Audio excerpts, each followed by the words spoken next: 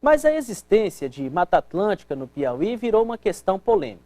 O próprio governo do estado não reconhece o bioma em território piauiense. Em 2010, ingressou com uma contestação do mapa do IBGE junto ao Ministério do Meio Ambiente. A Mata Atlântica estaria presente nas áreas beges que você está visualizando no mapa em destaque.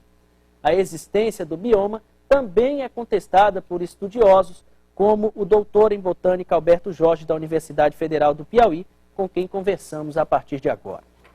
Doutor Alberto, bom dia. Bom dia. Cientificamente, não há provas de que exista Mata Atlântica no Piauí. Provas com relação, principalmente, à Serra Vermelha, porque nós realizamos um estudo técnico-científico, né, em toda a chapada da Serra Vermelha. Fizemos um levantamento florístico, um levantamento, né, de ecologia vegetal, de fitossociologia, e verificamos, tá certo, que não há nenhum dado, nenhuma espécie botânica que faça ligação, tá certo, com o conjunto de espécies da Mata Atlântica. Isso contradiz o que os ambientalistas colocam, professor. Contradiz, sim, mas infelizmente a questão toda é a falta do conhecimento, é a falta do estudo científico em loco, do levantamento botânico em cada área. Essa publicação, que inclusive foi mostrada por esse ambientalista, ele cita inclusive a Serra Vermelha, mostrando algumas fotografias, algumas coisas que atestariam a presença de espécies de Mata Atlântica lá. A fotografia não pode, é claro, indicar a presença de espécies. É preciso coletar a espécie, fazer o estudo científico dela, incorporar, tá certo, como exemplar nos herbários oficiais do Estado, para que a gente possa fazer a comparação, né? Esse estudo, por exemplo, que nós realizamos para a Serra Vermelha, nós comparamos o levantamento da Serra Vermelha com todos os levantamentos que os autores diziam que eram Mata Atlântica do Nordeste.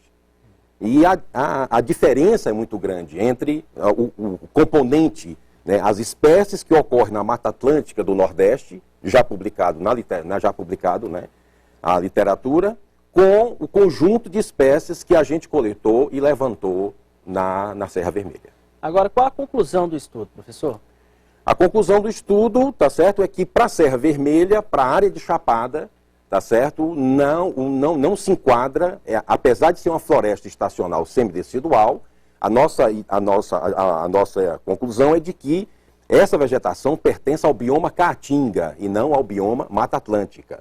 Porque o conjunto de espécies lá, apesar de ser uma área de transição, ele tem uma similaridade florística muito mais com as plantas da Caatinga, né, e com nenhuma planta da Mata Atlântica. Essa informação ou afirmação do senhor encontra consonância, inclusive, com a posição do Instituto Chico Mendes, né, que declarou ontem, após se levantar novamente essa questão da existência do bioma Mata Atlântica aqui no Piauí, se pronunciou, colocando que cientificamente não existe Mata Atlântica, pelo menos na Serra Vermelha. Mas é possível que em outra região do estado se exista?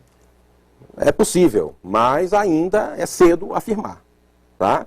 Por exemplo, a região, estamos agora empreendendo um estudo na floresta, né, na extrativista, a Floresta Nacional de Palmares, que fica no município de Altos Limite, tá certo? Né? Começamos um levantamento lá semelhante ao que fizemos na Serra Vermelha, mas o estudo ainda está em fase de coleta de dados. Os levantamentos preliminares, o que indicam?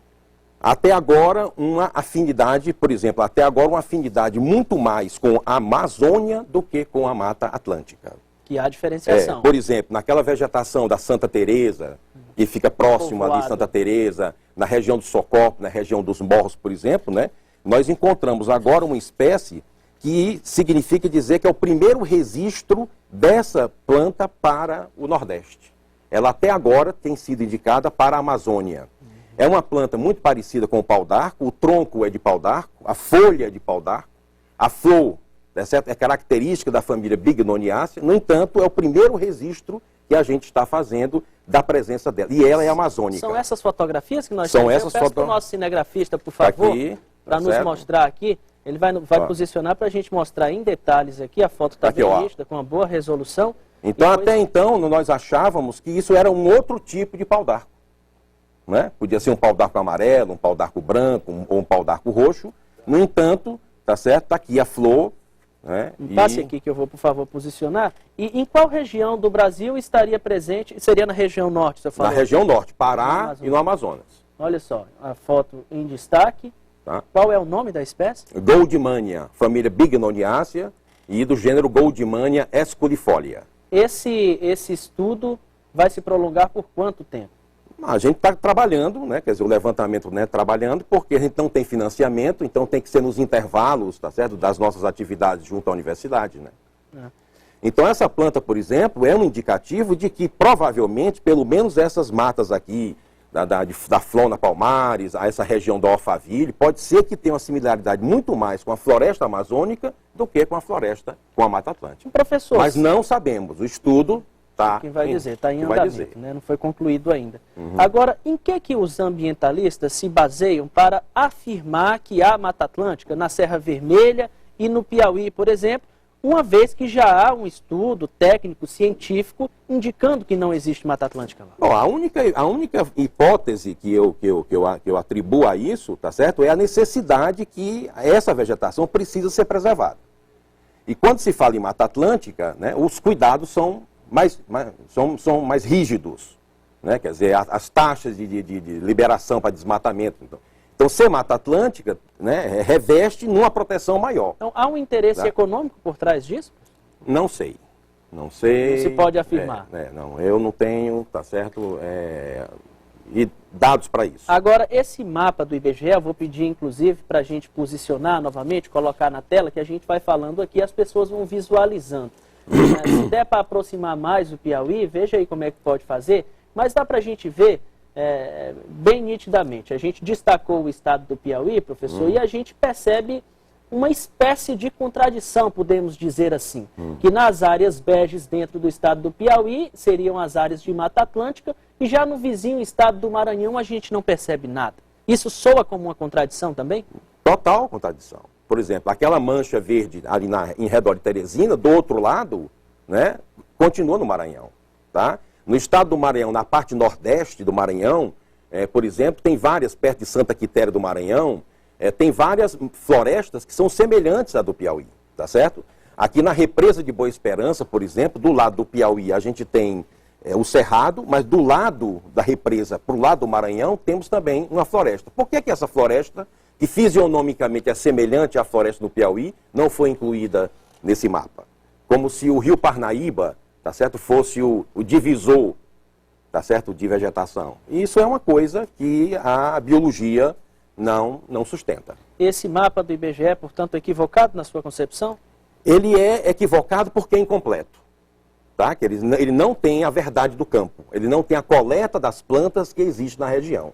Ele se baseia apenas em mapas antigos do IBGE, com base em interpretação de imagens de satélite. Fotos de satélite. E às vezes muitas vegetações se confundem por causa dos níveis de contraste, conforme as escalas das imagens que eles trabalham. Então, agora é complicado porque o IBGE deveria, tá certo, há muito tempo, ter feito esses levantamentos em campo. Trabalho de campo. Trabalho de campo. A Universidade Federal do Piauí tem gente qualificada para isso, tá certo? Basta a gente ser provocado e ter uma fonte de financiamento. Então faz sentido também o questionamento, a contestação por parte do governo do estado do Piauí, junto ao Ministério do Meio Ambiente. Eu acho que sim, porque cabe à secretaria se basear, tá certo, no estudo técnico-científico, né? Não só se basear na opinião, tá certo, né, da população, que é importante, mas ela será tanto mais importante quanto mais respaldada em dados científicos. Professor, um levantamento dos biomas existentes no estado é algo, pelo menos na minha concepção, de fundamental importância até para o próprio estado se conhecer, saber o que nós temos aqui. Essa falta de estudos precisos esbarra em quê? Na falta de recursos, tá certo? Na falta de uma política permanente, né, de conhecimento dos seus recursos ambientais. Quer dizer, o estado do Piauí ainda está carente de se conhecer, né? Até para poder se desenhar uma melhor forma de desenvolvimento, né? Quer dizer, conhecendo, tá certo? Você conhece limites e conhece, tá certo, espaços em que você pode atuar. Quer dizer, isso vale para o Cerrado, isso vale para a Caatinga e tal. Infelizmente, a Caatinga e o Cerrado ainda não são considerados como patrimônio nacional. Bom, se tivéssemos estudos desse tipo, certamente questionamentos ou discussões como essas já teriam sido dirimidas. Eu imagino que sim. Eu imagino que sim, tá certo? E de uma forma muito mais colaborativa, tá certo? Com a participação de todos os segmentos da sociedade civil. O senhor qualifica como importante esse tipo de discussão? Eu acho muito importante, tá certo? E a Universidade Federal, o nosso curso de mestrado em Desenvolvimento e Meio Ambiente da Universidade Federal do Piauí, está de portas abertas para a gente discutir, tá certo? Com todos, de um modo geral. Bom, eu quero agradecer a participação do senhor aqui no Fala Piauí e as informações que o senhor nos trouxe. Muito obrigado. Um bom dia.